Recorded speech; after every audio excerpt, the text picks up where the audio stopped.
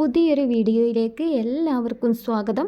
ഇന്നത്തെ നമ്മുടെ വീഡിയോ എന്ന് പറയുന്നത് നമ്മുടെ ഈ ബൊഗൈൻവില്ല ചെടികളൊക്കെ കണ്ടോ, ഈ ചെടികളൊക്കെ നമ്മൾ ചെറിയ ചെടികളായിരിക്കുമ്പോൾ തന്നെ അതിന് പുതിയതായിട്ട് വരുന്ന തളിരുകളൊക്കെ ഒന്ന് നുള്ളി കൊടുത്തിട്ടുണ്ടായിരുന്നു.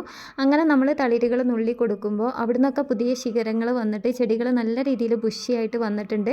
ചെടികൾ ചെറിയ ചെടിയായിരിക്കുമ്പോൾ തന്നെ നന്നായിട്ട് വളം കൊടുത്തിട്ടുണ്ടെങ്കിൽ ചെടികൾ നല്ല രീതിയിൽ ബുഷിയാക്കിയിട്ട് നമുക്ക് വളർത്തിയെടുക്കാൻ പറ്റും. ചെടികൾക്ക് നമ്മൾ കൊടുക്കാറുള്ള ഒരു വളം എന്ന് പറയുന്നത് ജൈവവളമാണ്. നമ്മൾ മുൻപൊരു വീഡിയോയിൽ കാണിച്ചിട്ടുണ്ടായിരുന്നു. ചാണകപ്പൊടി, എല്ലുപൊടി, വേപ്പിൻ പിണ്ണാക്ക് ഇങ്ങനെയുള്ള ജൈവവളങ്ങളെല്ലാം കൂടെ നമ്മളൊന്ന് മിക്സ് ചെയ്തിട്ട് ചെടികൾക്ക് ഇട്ട് കൊടുക്കാറുണ്ട്. അങ്ങനെ ഇട്ട് കൊടുക്കുന്ന സമയത്ത് ചെടികൾ ബുഷിയായിട്ട് ഒരുപാട് ശിഖരങ്ങളോട് കൂടി നന്നായിട്ട് തഴച്ച് വളരും കേട്ടോ. അങ്ങനെ ചെടികൾ അത്യാവശ്യം നല്ല രീതിയിലൊന്ന് ബുഷിയായി വന്നപ്പോൾ നമ്മളതിന് ഒരു NPK വളം കൊടുത്തു. വളം കൊടുത്തതിന് ശേഷം ചെടികൾ നന്നായിട്ട് ഫ്ലവർ ചെയ്തിട്ടുണ്ട്. അപ്പോൾ ഇന്നത്തെ വീഡിയോയിൽ നമ്മൾ കാണിക്കുന്നത് നമ്മുടെ ഈ ബൊഗൈൻവില്ല ചെടികൾക്ക് ഞാൻ കൊടുത്തിട്ടുള്ള NPK വളം ഏതാണെന്നൊന്ന് കാണിച്ചു തരാം. അതോടൊപ്പം തന്നെ നമുക്ക് ഇന്ന് കുറച്ച് NPK വളം നമ്മുടെ ചെടികൾക്ക് ഇട്ട് കൊടുക്കും കൂടെ ചെയ്യാം. അതാണ് ഇന്ന് നമ്മൾ കാണിക്കുന്നത്. ഇത് NPKയുടെ 19-19-19 എന്ന് പറയുന്ന വളമാണ്. ഇതാണ് നമ്മൾ ഈ ചെടികൾക്ക് കൊടുത്തിട്ടുണ്ടായിരുന്നത്. ചെടികൾ നല്ല ബുഷിയായി വന്നപ്പോൾ നമ്മൾ ഈ ഒരു NPKയുടെ വളം ഇതുപോലെ നമ്മൾ ചെടിയുടെ ചുവട്ടിൽ വിതറി കൊടുക്കുകയാണ് ചെയ്തിട്ടുള്ളത്. അപ്പോൾ ചെടിയുടെ കടഭാഗത്തു നിന്ന് കുറച്ച് മാറ്റിയിട്ട് വേണം ഇങ്ങനെയുള്ള വളം നമ്മൾ ഇട്ട് കൊടുക്കാനായിട്ട്.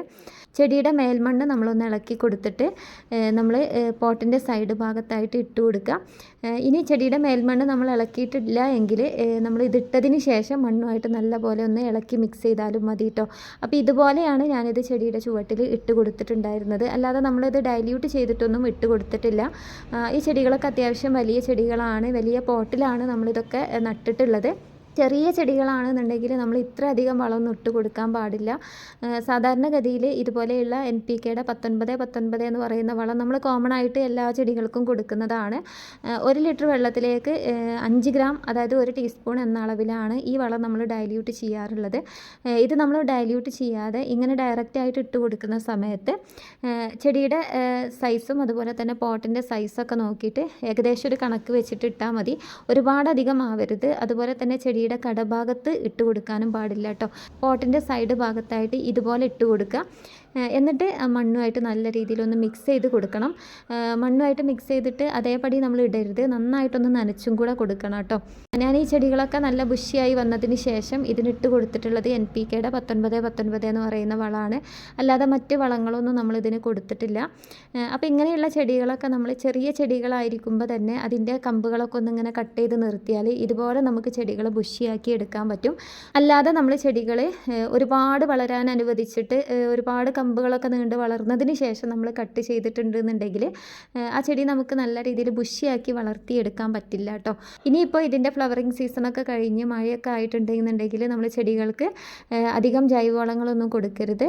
നാടൻ ചെടികളൊക്കെ ആണെന്നുണ്ടെങ്കിൽ ഡയറക്റ്റ് മഴയത്ത് നിന്ന് വിചാരിച്ച് വലിയ കുഴപ്പമില്ല. ഹൈബ്രിഡ് ആയിട്ടുള്ള ചെടികളൊക്കെ ആണെന്നുണ്ടെങ്കിൽ നമ്മളൊന്ന് കെയർ ചെയ്യണം. ചിലപ്പോൾ ഒരുപാട് വെള്ളമൊക്കെ ആയിട്ടുണ്ടെന്നുണ്ടെങ്കിൽ അതിൻ്റെ വേരുകളൊക്കെ ചീഞ്ഞ് പോകാനൊക്കെ സാധ്യതയുണ്ട് കേട്ടോ.